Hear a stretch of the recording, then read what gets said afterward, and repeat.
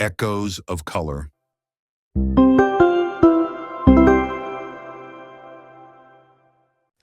Hello, my name is Taiwo Morakiyan and this is Echoes of Color. Today we're going to be talking about issues to do with sexual health and beyond sexual health. When we talk about health in Nigeria, people often think that it's very inclusive in nature, but today we're going to be talking and dissecting all of those aspects that need to be inclusive in nature. Today with me, I have two special guests who are going to be talking about issues to do with sexual health and beyond, and how intervention programming can actually surpass what already exists for queer persons within the space in Nigeria. I have Dr. Taiwo here with me. Welcome back, Dr. Taiwo. Dr. Taiwo is a doctor and he works at the International Center for Advocacy on Rights to Health as the doctor and clinician within the clinic space. And today also I have Michael Akanji, Chief General Michael Akanji, an amazing human being who is a human rights activist and advocate for minority groups within any space. He has engaged in the local space, regional space, and international space. You're both welcome to today's. Thank you very much. All right, so let's start this off. When we say sexual health and beyond, and queer persons in reality, because we all know that being queer in Nigeria is something that is not legally accepted, even though identity is not illegal in Nigeria. But then I would believe and assume that people should be able to access services. So what does sexual health look like within this space for queer persons in Nigeria? Sexual health for queer persons in Nigeria, to be honest, is not really in an ideal space right now, primarily due to lack of information and stigma and discrimination. There's this misconception that the health or sexual health issues that affect queer persons are limited to queer persons alone, which is a very, very terrible misconception because it affects everyone. And tailoring interventions to target queer persons is also going to help the general public. Great. Michael, you want? Yeah. To also add to that, I think from the basis, when we talk about inclusive sexual health for queer persons in Nigeria, we also need to just also look at the service provider.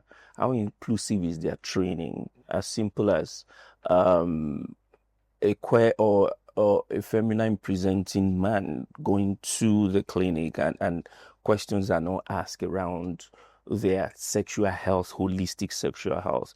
People still look at sexual health behaviors around binary gender.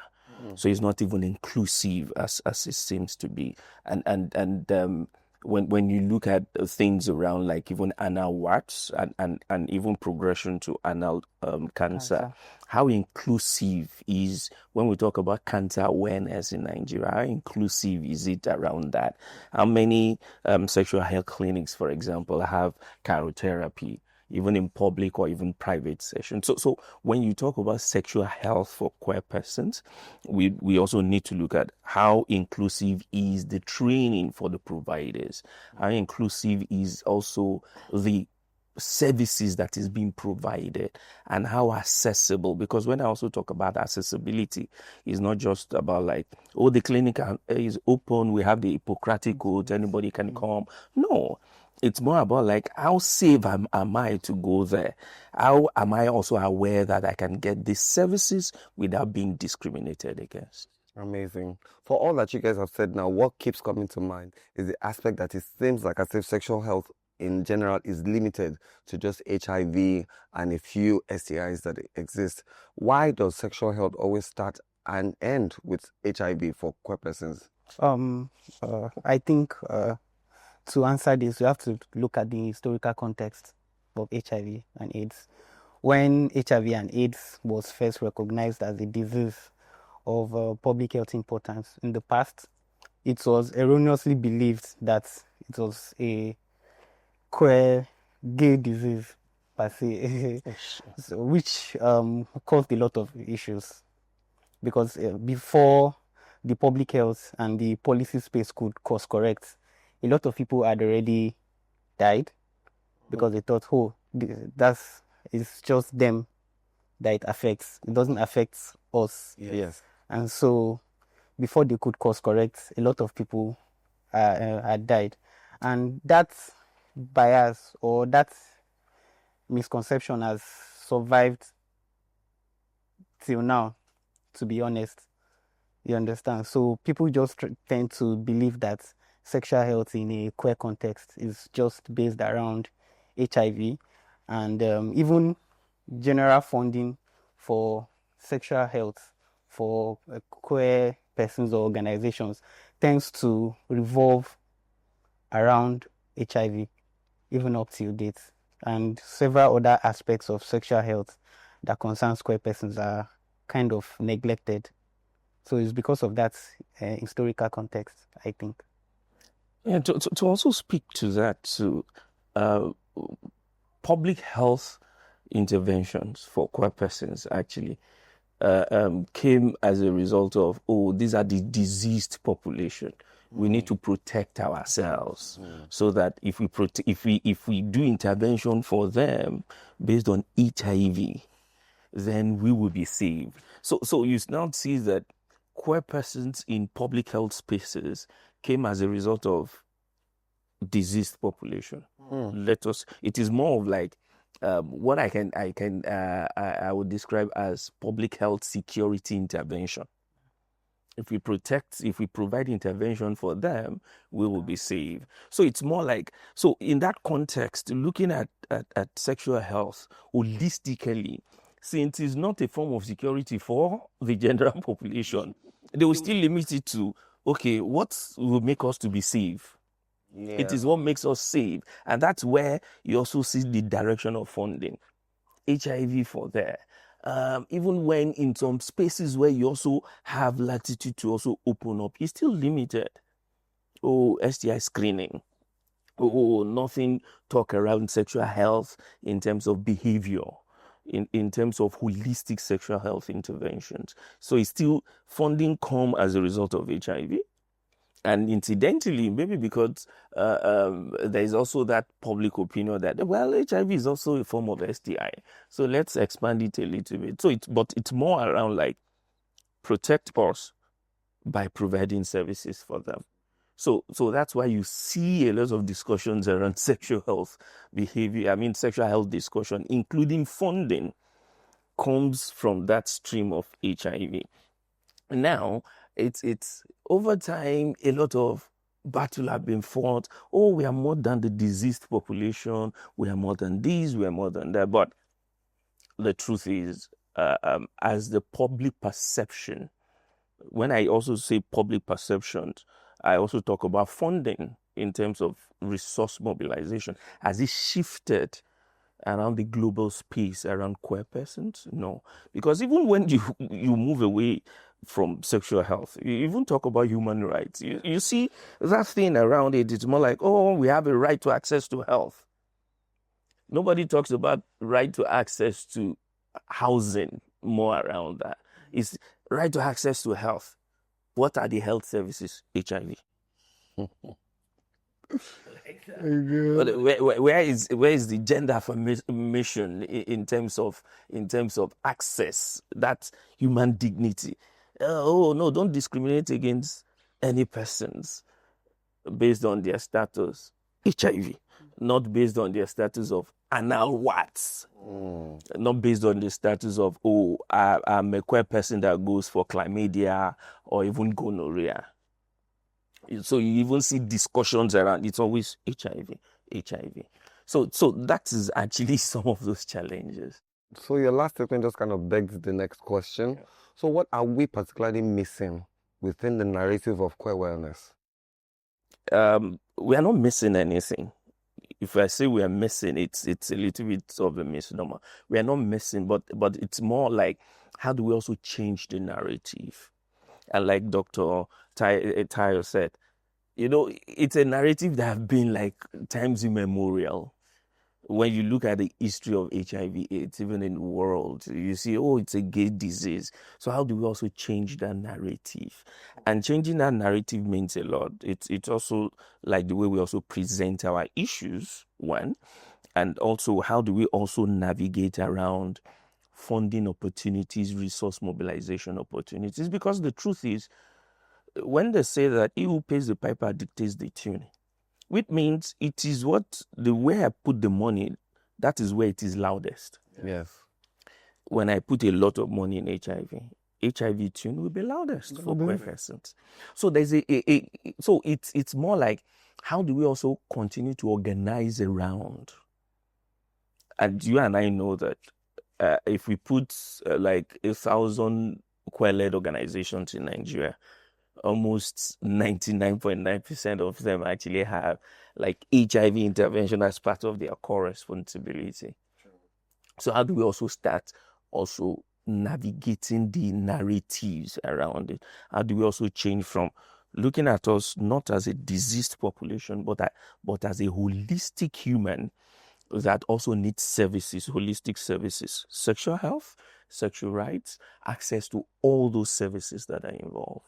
Amazing. Thank you. Just excited. Have anything to add? He has said almost everything. I just feel like it's not like we are it's being missed. It's just like it's being neglected, kind of.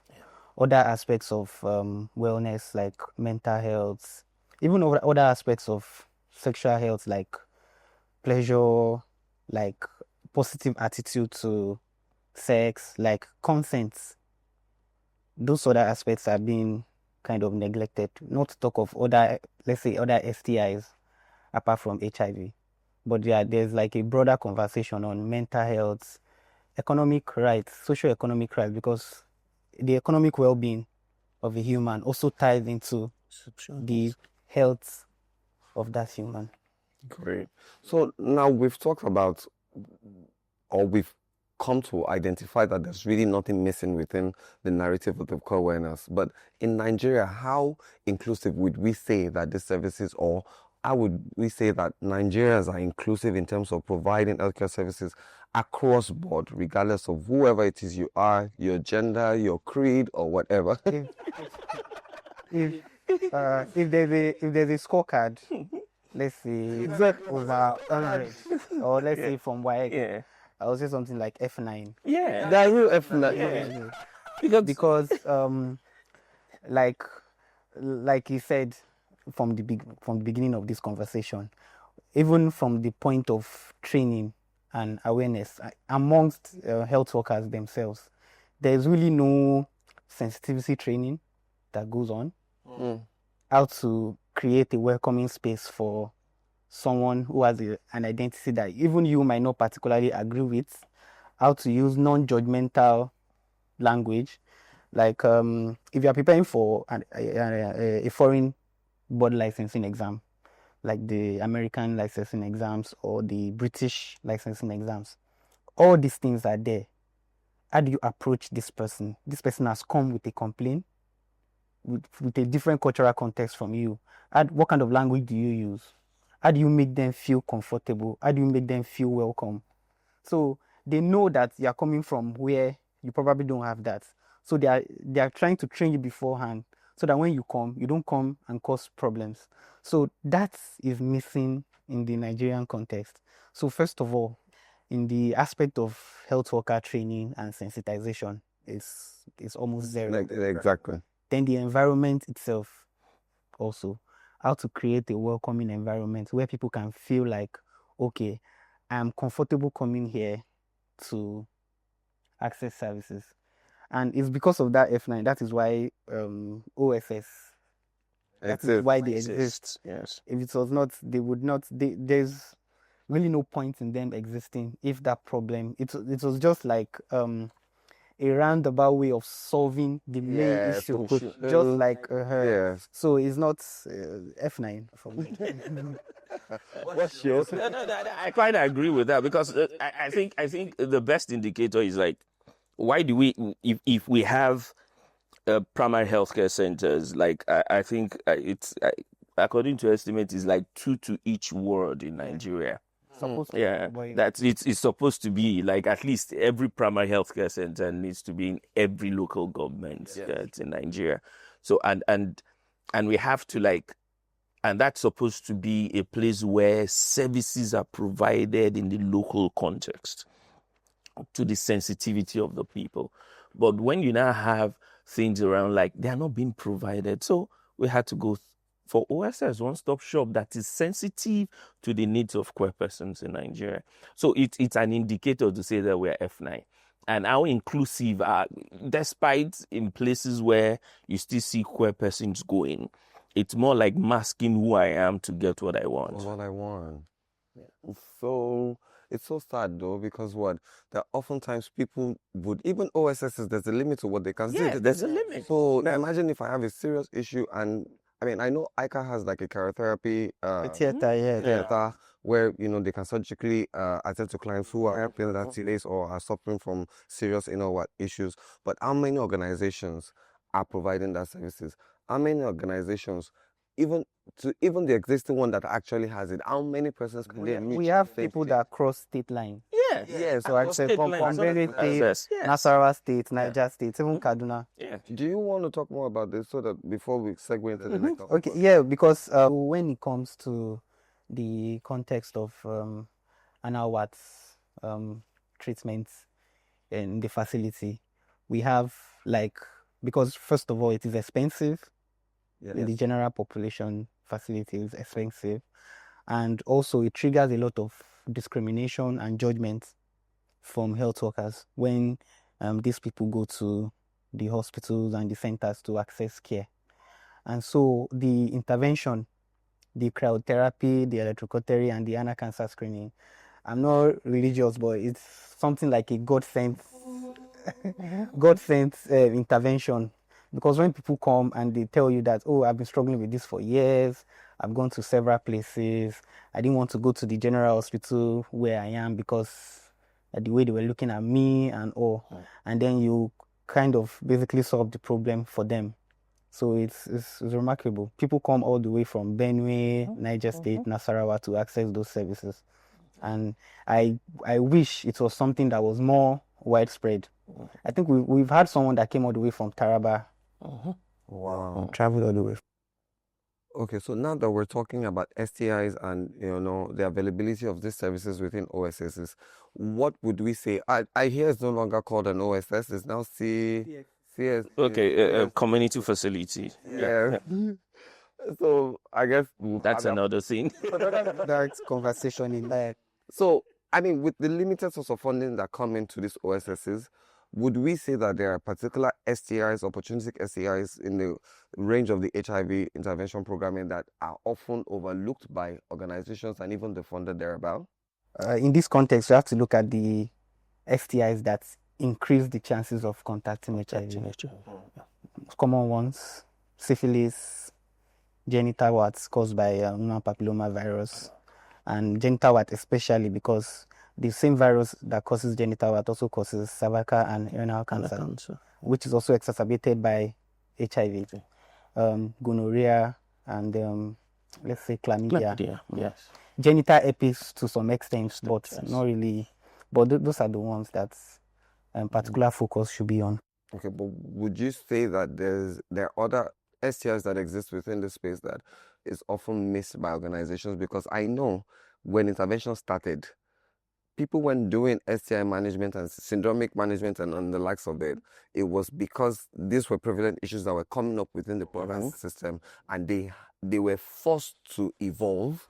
Because I wouldn't say they gladly jumped into it, because I remember back then people were gunning to have more services available. That was with when the advent of cryotherapy and all of this came into pass. So you are telling me now that these OSSs have all of these STIs on lock? I can only speak for. You know the thing is, yes, I can't speak for everybody. You can also speak for others, because although to some level of extent, it's the cryotherapy machine. It's expensive. Not all funders will do that. But in terms of etiology management of STIs, you see some OSSs doing that because they have labs. And so they've also, you see, for example, in where Heartland Alliance and other organizations work, you see that they moved away from not just doing syndromic management to etiology, where they also have labs that they can provide those services. But be that as it may, it's more. I'm much more concerned about, like, with the prevailing situation, how do we also continue in this service provision? It's something that we also need to think around, like, because when you talk about accessibility for this, he talked about the pricing expensive.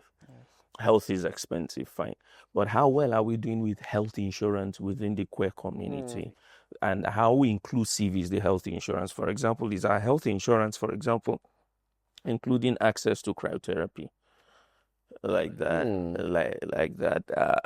What about that STI management? Because those are some of those things we also need with the prevailing situation.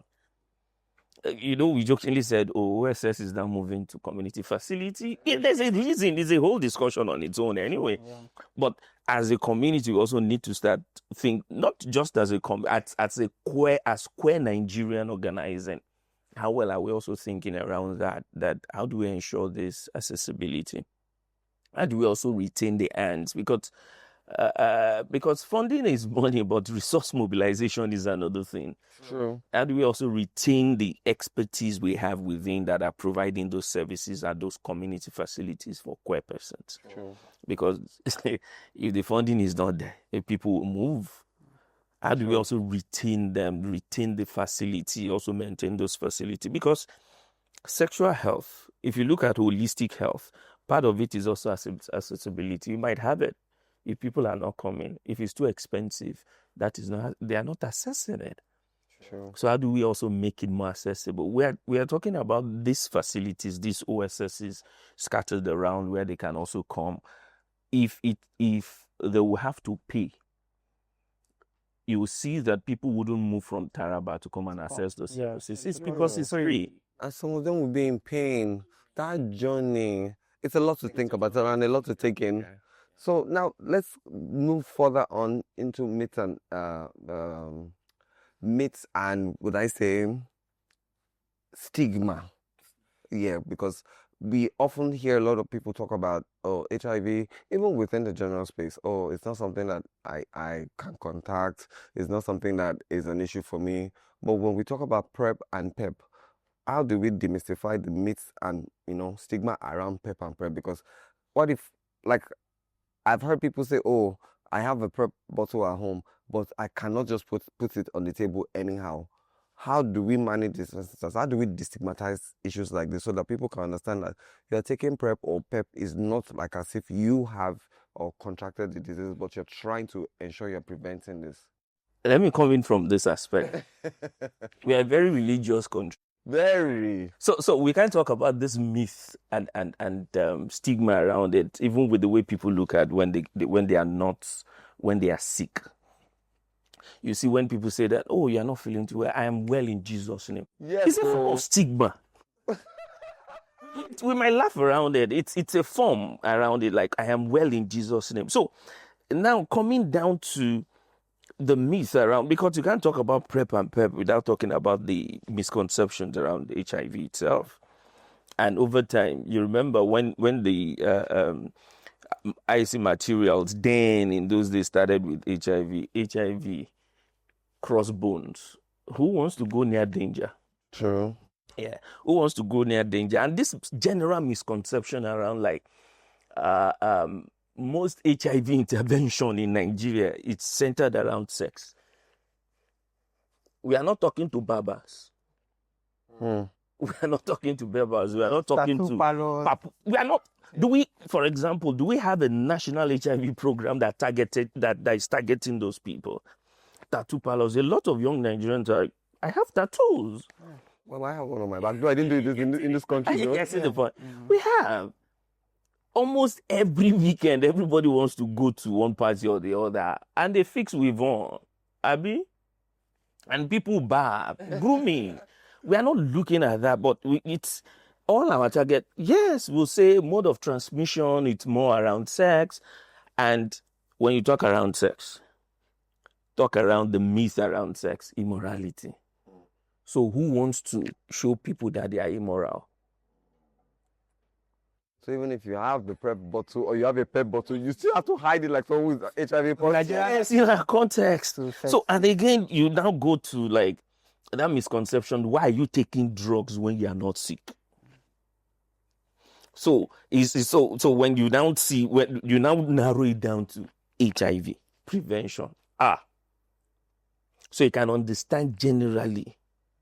because it stems from somewhere. It's not just about HIV alone. You also need to look at the socio-cultural context of the way people look at things generally. So when you now narrow it down to HIV, what's the first thing that comes to people's mind? Sex. Mm-hmm. What's the first thing? Immoral. We're not in sex. Like nobody. So even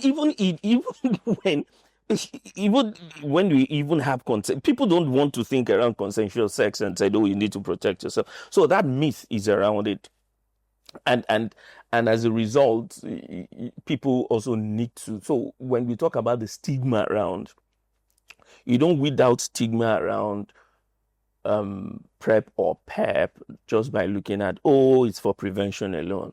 You also need to look at it. Take a simple survey.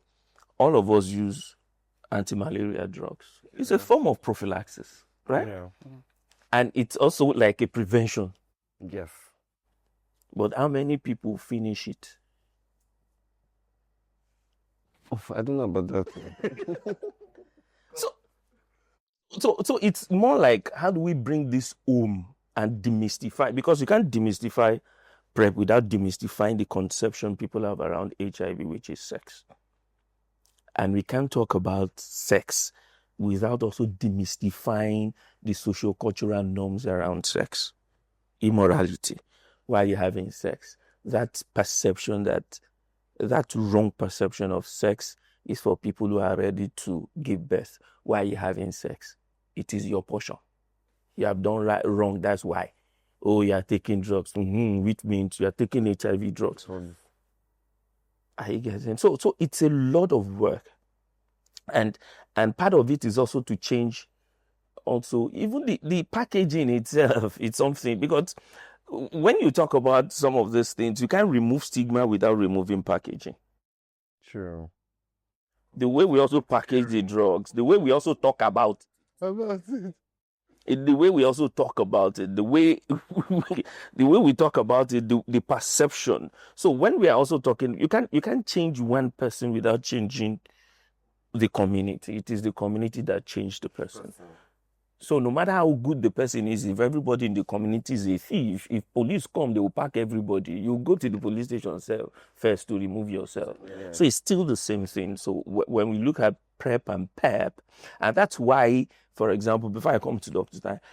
That's why, for example, you now start seeing another way of like long-acting prevention technologies is also happening. Like Kabeli, you take the injection, you go after a month, you come back for your redosing. Then after that, you're also seeing another vaginal ring that is coming up, even long-acting that you can also take twice a year. It's also a lot of clinical, because those are the things that come into it.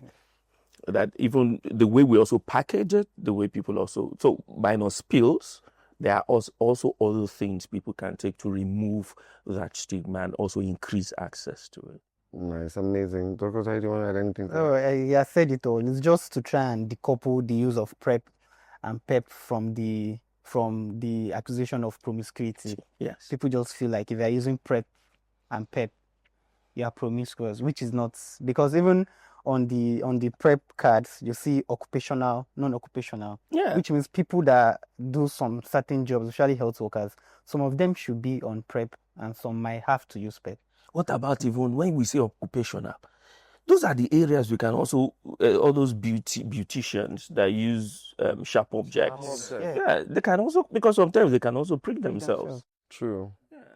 So before we go into the role pleasure plays in sexual health conversations, you mentioned the injectable PrEP and the likes of it, but it seems to be something that is popular outside of this country, or would I say Africa, so to speak.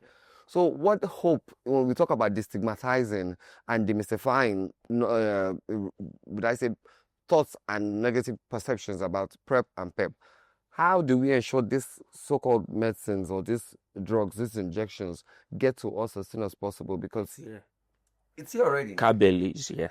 Although there's presently now there's this pilot that is being run, I think in Gombe and Lagos. In Lagos, I am 100% sure, because Heartland Alliance OSSs are providing that. Nice.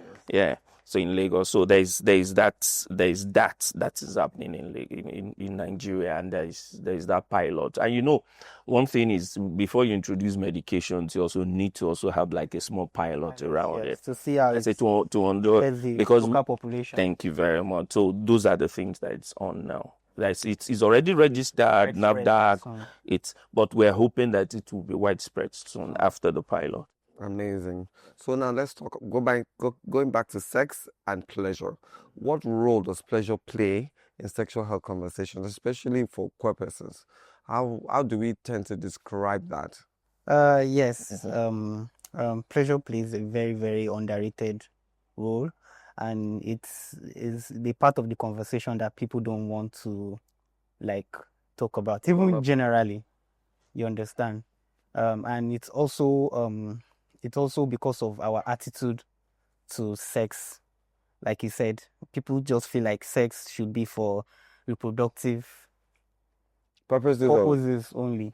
But in trying to have, because a positive attitude to sex goes a long way in sexual health, and there cannot be a positive attitude to sex if there is no emphasis on pleasure and the role that it plays, even connected to the general well-being of the human, the mental health of the human, and even connected to the conversation we had previously on chemsex.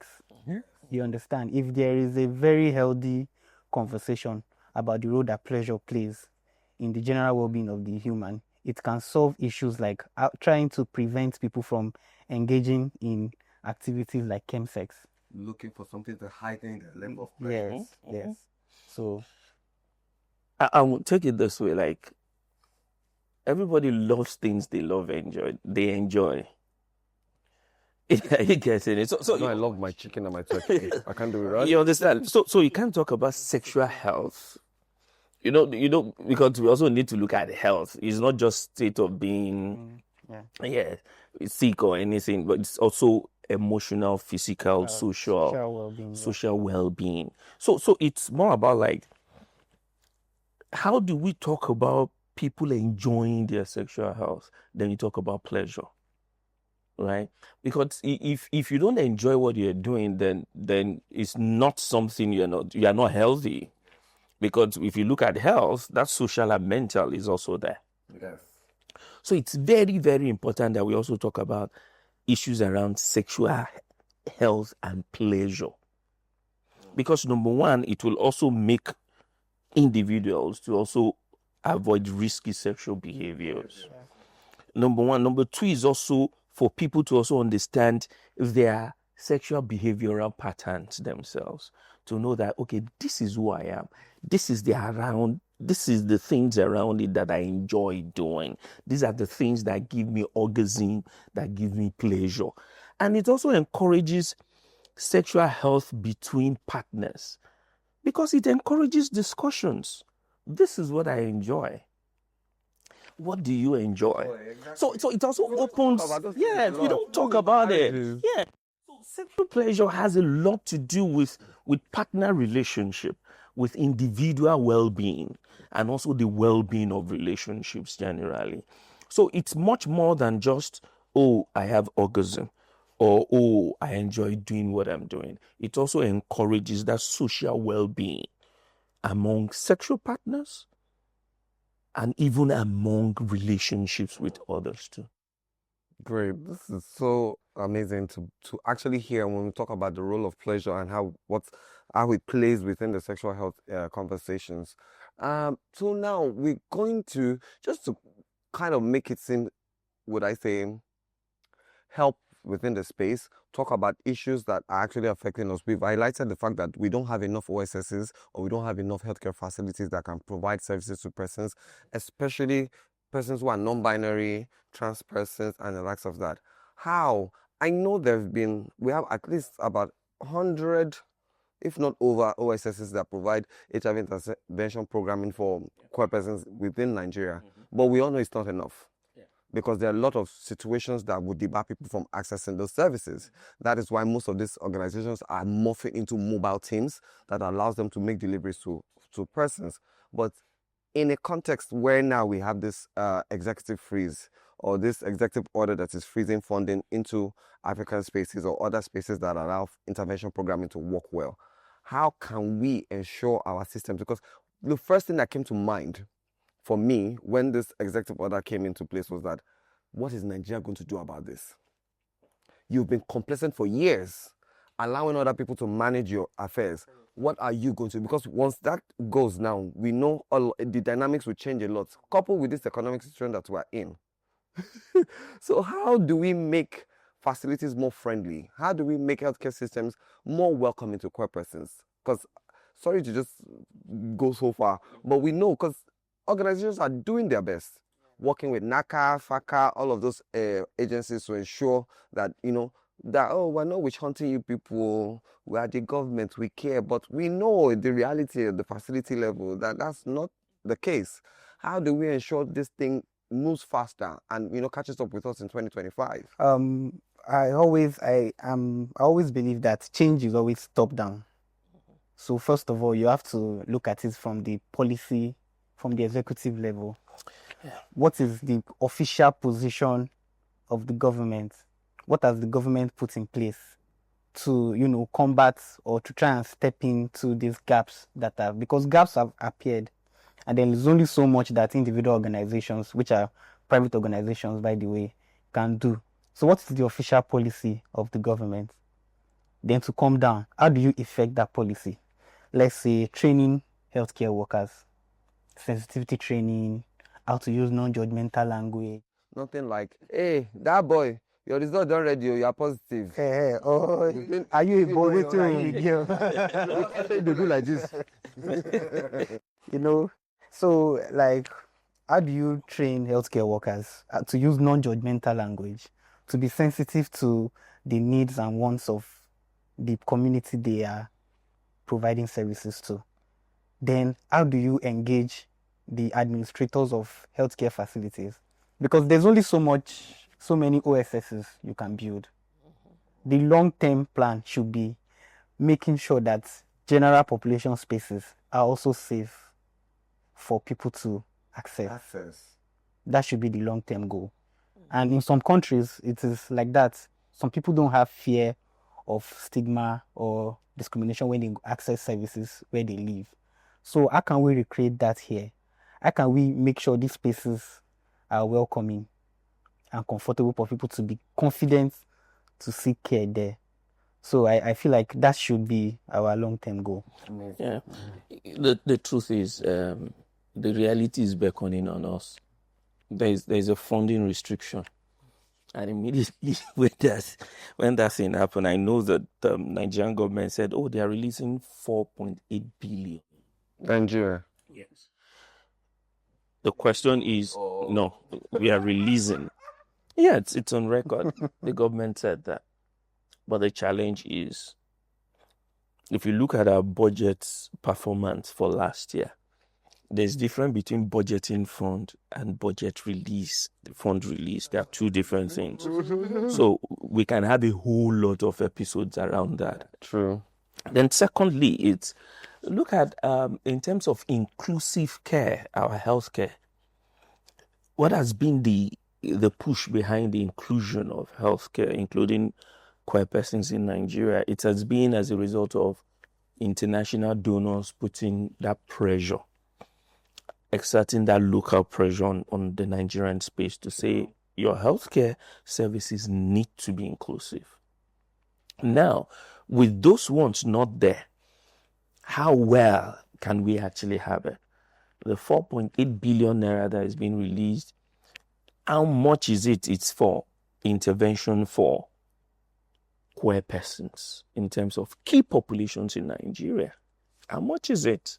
It's been earmarked for it, because we know that more than 99 if not 100% of intervention for key populations in Nigeria in terms of HIV intervention, it's by foreign donors.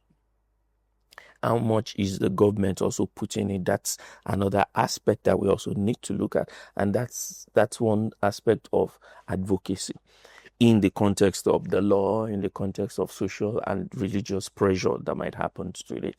Then secondly, we've also been having the First Lady going around to say, oh, this triple elimination of HIV, syphilis, And hepatitis. and hepatitis. How inclusive is that program also for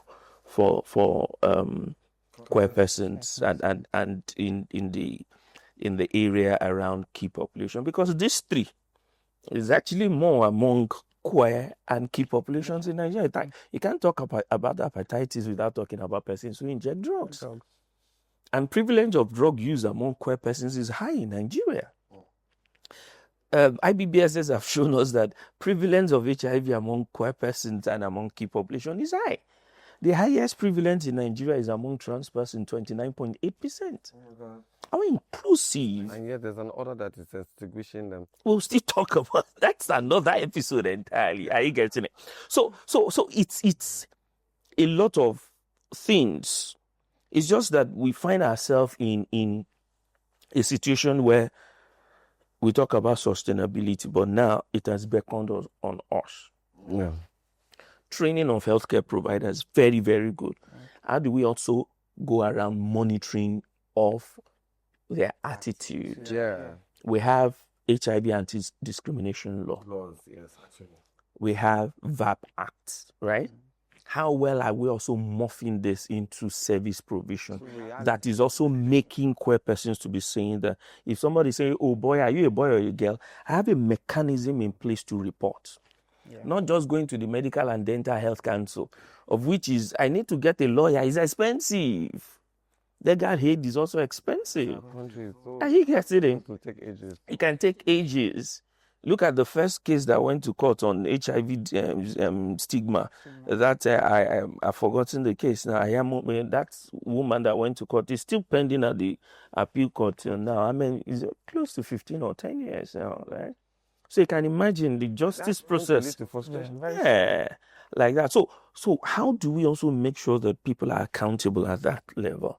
That we can report and there's a remedial mechanism in place. Very, very important. And to say the truth, what we need to do now is also look for local funding. We might not get, look, when I say local funding, I'm not limiting it to Nigeria. Local queer funding. When I say local, it's domicile within the community. I'm not saying local in terms of geography. I'm saying local in terms of identity and community. How do we also leverage on that? Do we have a queer-focused funding for health? Because that's very important now. Because the reality is, will the government in Nigeria put money for HIV intervention for queer persons with the funding restriction now? Because now, like PrEP is not readily available. So it's like only take drugs. So we are only focusing on prevention, like you to you. So we also need to start looking at that, like within the queer community itself. How do we also start tasking ourselves? Let me use the local language, the pink money, to also take care of our health. Very important. Great, thank you. Lastly, and very quickly before we go, are there any groundbreaking tools, services that we need to know about that can, further aid the queer community, or projects or researches that are coming around in regards to advocacy, in regards to intervention programming, in regards to ensuring, these services are available to us that can actually help change lives and improve daily lifestyles? There's a lot. I've spoken around prevention technologies. Yes, we've talked, and now like working with the National Malaria Commission to also look at some laws. Presently, now National Malaria Commission is thinking around, okay, what are the gaps with the HIV prevention, Anti-Discrimination Act, and how inclusive it is. Those are something that is coming up that I know that could also yes. I think I can come from the context of research. There's the impact research that deals with studying anal cancer prevalence in the community, and also the cryotherapy sessions that have been done in our organization. At ICA? Yes, at ICA. Amazing. So there you have it. We've talked about issues to do with sexual health and beyond. We've talked about instances of groundbreaking technology that can actually help, provide easy living for individuals. We've talked about the injectable PrEP and the likes of it. It's been amazing having both of you on air, and I really, really learned a lot from this particular episode. Till next time, this is Echoes of Colors, and I am Abayomi Aka. Thank you. Echoes of Color.